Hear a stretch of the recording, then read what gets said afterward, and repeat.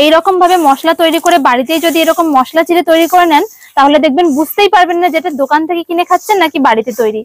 যারা মশলা ছাড়া তেল ছাড়া চিড়ে ভাজা খেতে চান তারা কিন্তু বাড়িতে এইভাবে করে তৈরি করে নিতে পারেন। চিড়েগুলো খুব ভালোভাবে ভাজা হয়ে গেছে, তবে একটুও কিন্তু পোড়েনি, হাতে দেওয়ার সাথে সাথে গুড়িয়ে যাবে। চিড়েগুলো দেখুন দিতে না দিতেই কয়েক সেকেন্ডের মধ্যে তেলের উপরে ভেসে উঠছে। এই দেখুন পুরো হাতের সাথে দিতে না দিতেই গুঁড়ো হয়ে যাচ্ছে। নমস্কার বন্ধুরা, পিওর রান্নাঘরে আজকের রেসিপিতে আপনাদের সকলকে স্বাগত জানাই। আজকে শেয়ার করব একটা দারুণ রেসিপি। ছোট বড় আমাদের সকলেরই কিন্তু চায়ের সাথেও কিংবা শুধু মুখে খাওয়ার জন্য টুকটাক কিছু লাগেই। তো আজকে আমি সেরকমই একটা রেসিপি শেয়ার করব, সেটা হলো চিড়ে ভাজা। এই চিড়ে ভাজা আমরা যেগুলো দোকান থেকে কিনে খাই সেগুলো কিন্তু বেশিরভাগই তেল দিয়ে ভাজা থাকে। আজকে আমি দু রকম পদ্ধতিতে চিড়েটা ভেজে দেখাবো, তেল ছাড়া এবং তেল দিয়ে। তাই যারা তেল ছাড়া খেতে চান তারা কিন্তু অবশ্যই পুরো রেসিপিটা দেখবেন, এবং যারা বাড়িতে চিড়ে ভাজা তৈরি করতে চান তারাও কিন্তু রেসিপিটা দেখবেন। আশা করছি আজকের রেসিপিটা দেখতে আপনাদের সকলে ভালো লাগবে। আর যে সকল বন্ধুরা এখনো পর্যন্ত আমাদের চ্যানেলটিকে সাবস্ক্রাইব করেনি এবং আমাদের ফেসবুক পেজটিকে ফলো করেনি তারা অবশ্যই সাবস্ক্রাইব করে এবং ফলো করে আমাদের পাশে থাকবেন। তো চলুন বন্ধুরা রান্নাঘরে গিয়ে আজকের রেসিপিটা শুরু করি। চিড়ে ভাজা করার জন্য প্রথমেই যেটা দরকার সেটা হলো কাঁচা চিড়ে। আমি এখানে বেশ কিছুটা পরিমাণে কাঁচা চিড়ে নিয়ে নিয়েছি। এই চিড়েটাকে কিন্তু কোনোভাবেই জল দিয়ে ভেজানো যাবে না, একদম শুকনো ঝরঝরে, যেমন দোকান থেকে কিনে আনবেন সেরকম শুকনো ঝরঝরে চিড়ে যেন থাকে। আর এই কাঁচা চিড়ের মধ্যে ধানের খোসা সমেত নানান কিন্তু নোংরা ময়লা থাকে, তার জন্য কাঁচা চিড়েটাকে কিন্তু ভাজার আগে অবশ্যই করে ভালো করে চেলে নিতে হবে। চিড়েটা চালার আগে একবার চিড়েটা দেখিয়ে দিচ্ছি। দেখুন এই যে চিড়েটা আমি নিয়েছি, দেখুন একটুখানি লম্বা আর খুব একটা বেশি কিন্তু পাতলা না। এই চিড়েগুলো কিন্তু খেতে বেশি ভালো লাগে। আর এক ধরনের চিড়ে পাওয়া যায় যেটা এর থেকে বেশি একটু সাদা পরিষ্কার হয় আর খুব বেশি পাতলা আর একটু চওড়া হয়, সেই চিড়েগুলো কিন্তু খুব একটা বেশি স্বাদ হয় না। তাই যখন চিড়েটা কিনবেন তখন কিন্তু একটু দেখে নেবেন। চিড়েটা চালার জন্য আমি এরকম একটা বড় ধরনের চালুনি নিয়েছি। এর মধ্যে আমি সব চিড়েটা দেবো না, অল্প অল্প করে দেবো, তাহলে চালতে সুবিধা হবে।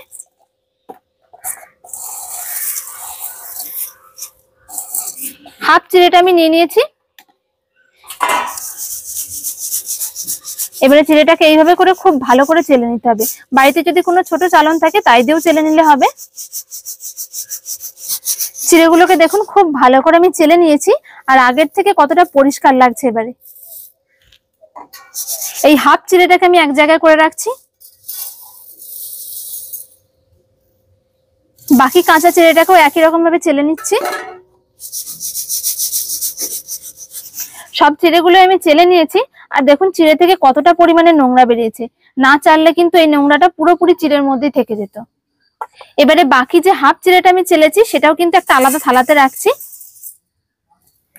আর চিড়েটাকে আমি দুভাগে ভাগ করে নিয়েছি। এই চিড়েটা দিয়ে আমি তেলে ভাজবো, আর এই চিড়েটাকে দিয়ে আমি তেল ছাড়া ভাজবো। প্রথমে আমি চিড়েগুলোকে তেল দিয়ে ভাজবো, তার জন্য কড়াই কিছুটা তেল দিয়ে দেবো। তেল দিয়ে চিড়ে ভাজার জন্য কিন্তু কোনো ঝামেলা নেই, শুধু একটুখানি খেয়াল রাখতে হবে যাতে তেলের আঁচটা একদম একটুখানি হালকা থাকে, খুব বেশিও না আবার খুব কমও না। তেলটা একদম মিডিয়াম করে গরম করেছি, খুব বেশি গরম না আবার খুব হালকাও না। এবারে মিডিয়াম গরম তেলের মধ্যে কিছুটা চিড়ে দিয়ে দিচ্ছি। আর খুব বেশি চিড়ে দিয়ে কিন্তু ভাজতে যাবেন না, কেননা এটা ফুলে অনেকটা হয়ে যায় আর তোলার সময় কিন্তু অনেকটা সমস্যা হয়। একটু নাড়াচাড়া করলেই দেখবেন খুব সুন্দরভাবে সঙ্গে সঙ্গে ফুলে উঠেছে। এই দেখুন কত সহজে চিড়েটা ভাজা হয়ে গেল। আর খুব বেশি লাল করেও কিন্তু ভাজবেন না, তাহলেও কিন্তু খেতে খুব ভালো লাগবে না।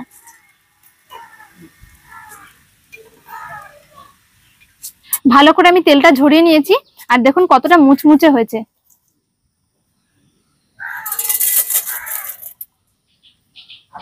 এইরকম করে আমি সব চিড়েগুলো ভেজে নেব তেল দিয়ে।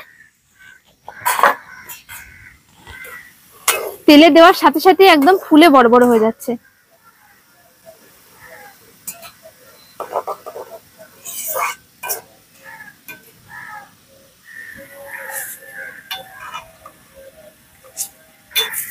চিড়েগুলো দেখুন দিতে না দিতেই কয়েক সেকেন্ডের মধ্যে তেলের উপরে ভেসে উঠছে। একটুখানি নাড়াচাড়া করলেই কিন্তু খুব সুন্দর একদম সাদা ধপধপে আর ফোলা ফোলা চিড়ে তৈরি হয়ে যাবে। তবে বেশিক্ষণ কিন্তু ভাজা যাবে না, কারণ চিড়ে বেশি সময় লাগে না ভাজতে, 2-1 সেকেন্ডের মধ্যেই কিন্তু চিড়েগুলো ভাজা হয়ে যাবে। 2-1 মিনিটের মধ্যে দেখুন সব চিড়েগুলো কিন্তু আমি তেল দিয়ে ভেজে নিয়েছি, আর একদম পুরো ঝুরঝুরে, কোনো রকম তেল চিটে কোনো ভাব নেই, পরিষ্কার সাদা ধপধপে। তেল দিয়ে সব চিড়েগুলো আমার ভাজা হয়ে গেছে। এবারে ওই তেলের মধ্যে চিড়ের সাথে মেশানোর জন্য কয়েকটা জিনিস ভেজে নেব। আর আমি এখানে কাজু কিশমিশ আর চিনে বাদাম ভাজবো। আপনারা কিন্তু নিজেদের পছন্দের মতন যে কোনো জিনিস দিতে পারেন। যেমন এখানে কাজু বাদামের পরিবর্তে আপনারা যদি আমন্ড বাদাম দিতে চান তাও কিন্তু দিতে পারেন।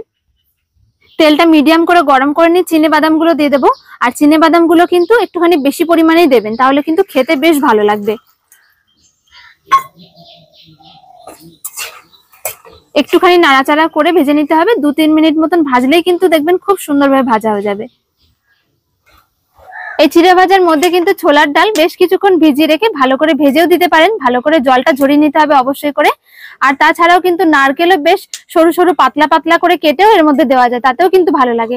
আর যেহেতু আমরা বাড়িতে তৈরি করছি, তাতে করে কিন্তু একটুখানি বেশ কিছু জিনিস যদি এর মধ্যে দেওয়া যায় তাতে কিন্তু খেতে ভালোই লাগবে।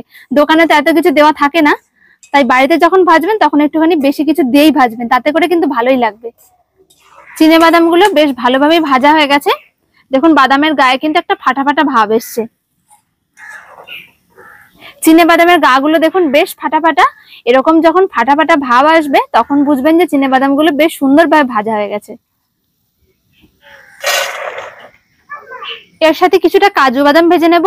আর কাজু বাদামগুলোকে আমি মাঝখান থেকে এভাবে ফাটিয়ে আর্ধেক আর্ধেক করে নিয়েছি।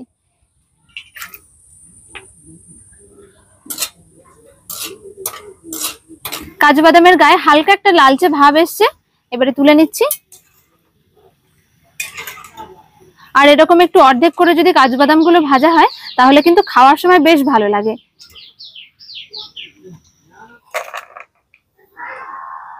এবারে কিশমিশ গুলো ভেজে নিচ্ছি।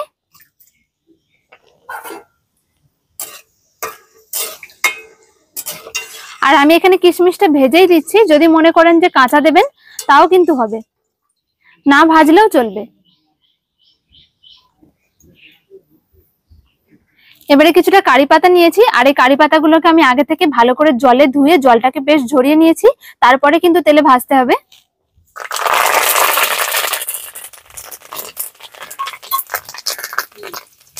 কারি পাতাগুলো তেলে দেওয়ার পরপরই ছিটতে থাকে। যদি অভ্যেস না থাকে তাহলে কিন্তু দেওয়ার সঙ্গে সঙ্গে একটা কিছু ঢাকনা দিয়ে ঢাকা দিয়ে দেবেন। এক এক করে সবগুলো আমার ভেজে নেওয়া হয়ে গেছে। তেল দিয়ে আমার সমস্ত কিছু ভাজা হয়ে গেছে। এবার আমি তেল ছাড়া চিড়েটা ভাজবো, তার জন্য একটা কড়াই বসিয়ে দিয়েছি।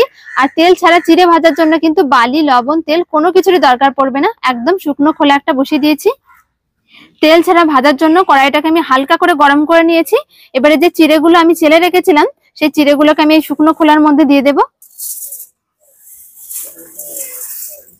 সব চিড়েগুলো আমি দিয়ে দিয়েছি কড়াইয়ের মধ্যে।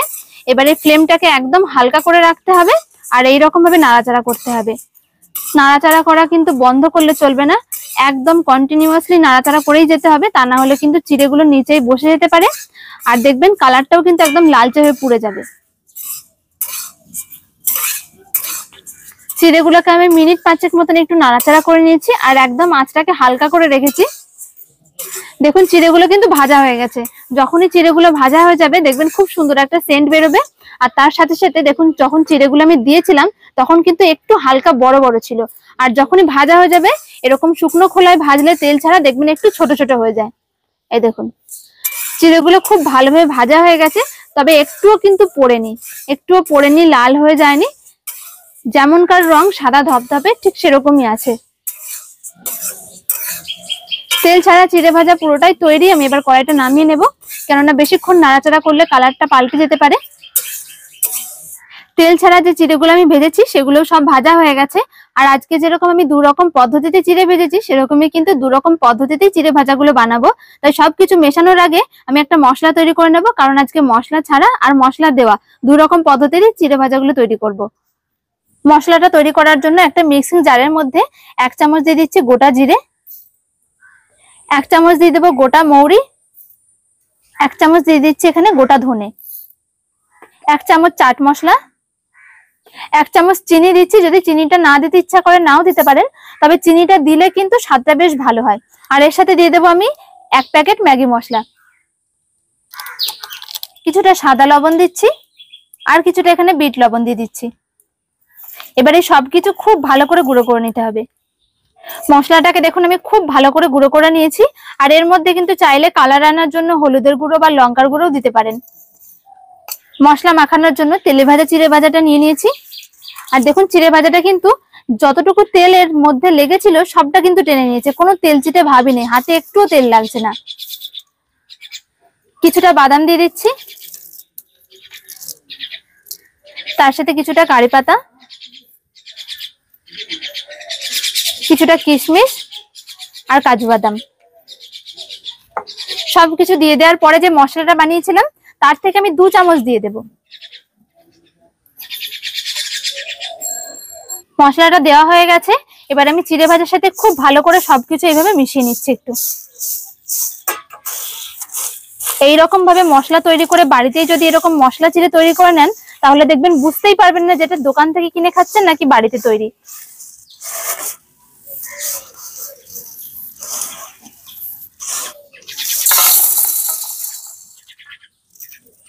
তেল দিয়ে ভাজা চিড়েগুলো দেখাচ্ছি, দেখুন কতটা মুচমুচে হয়েছে, হাতে দেওয়ার সাথে সাথে গুঁড়িয়ে যাবে, এতটা সুন্দরভাবে গুঁড়ো হচ্ছে। এবারে আমি যে তেল ছাড়া চিড়েটা ভেজে রেখেছিলাম সেই চিড়েটা নিয়ে নিচ্ছি। কাজু কিশমিশ চিনে বাদাম কারি পাতা সব একসাথে নিয়ে নিয়েছি। এই চিড়েটার মধ্যে যেহেতু আমি মশলা মেশাবো না তাই এখানে খুব সামান্য একটু বিট লবণ নিয়েছি, বিট লবণটা দিয়ে দেবো। শুধু লবণ দিয়ে মাখালেও কিন্তু এটা খেতে খুব ভালো লাগবে।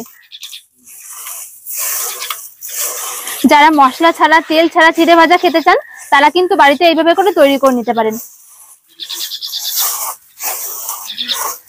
দেখুন চিড়েগুলো একদম পুরো ঝরঝরে আর মুচমুচে কতটা। যে চিড়েগুলো আমি তেল ছাড়া ভেজেছি সেগুলো একটুখানি গুঁড়িয়ে দেখাচ্ছি, দেখুন এই দেখুন পুরো হাতের সাথে দিতে না দিতেই গুঁড়ো হয়ে যাচ্ছে।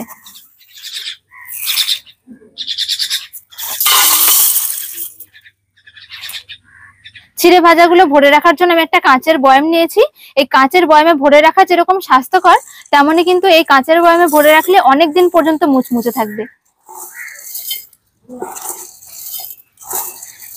তেল ছাড়া চিড়েগুলো ভরার জন্য আমি এখানে আর একটা প্লাস্টিকের বয়াম নিয়ে নিয়েছি। আওয়াজটা শুনলেই নিশ্চয়ই বুঝতে পারবেন এগুলো কিরকম মুচমুচে হয়েছে। আর এগুলো তেল ছাড়া ভাজা চিড়ে হলেও যখন খাবেন তখন দেখবেন এতটা সুন্দর লাগে খেতে, আর ভাজাও তো দেখলেন কিরকম সহজ। 2 রকমের চিড়ে ভাজাই তৈরি, তেল ছাড়া এবং তেল দিয়ে ভাজা। আর এইরকম ভাবে চিড়ে ভাজা তৈরি করে মাসের পর মাস কিন্তু বাড়িতে সংরক্ষণ করে রাখতে পারবেন। তেল ছাড়া এবং তেল দিয়ে 2 রকম পদ্ধতিতে চিড়ে ভাজাটা বানিয়ে দেখালাম। যাদের যেরকম সুবিধা যেরকম পছন্দ সেই অনুযায়ী আপনারা বাড়িতে বানিয়ে নেবেন। দেখবেন মুদির দোকানের বড় প্যাকেট থেকে বাসে ট্রেনের ছোট প্যাকেট 5 টাকা 10 টাকার প্যাকেটেও কিন্তু আমরা চিড়ে ভাজা কিনে খাই। তো আজকে থেকে চিড়ে ভাজা না কিনে বাড়িতেই খুব কম উপকরণে কম খরচে কিন্তু এরকম ভাবে চিড়ে ভাজা তৈরি করে নিতে পারেন। আর অনেকদিন পর্যন্ত কিন্তু রেখেও খাওয়া যায়, নরম হবে না। তো বন্ধুরা আশা করছি আজকের রেসিপিটা আপনাদের সকলে ভালো লেগেছে। ভালো লাগলে অবশ্যই একটা লাইক শেয়ার কমেন্ট করবেন আর আমাদের চ্যানেলটিকে সাবস্ক্রাইব করে আমাদের পাশে থাকবেন। দেখা হচ্ছে পরের ভিডিওতে। সকলে ভালো থাকবেন, সুস্থ থাকবেন। ধন্যবাদ।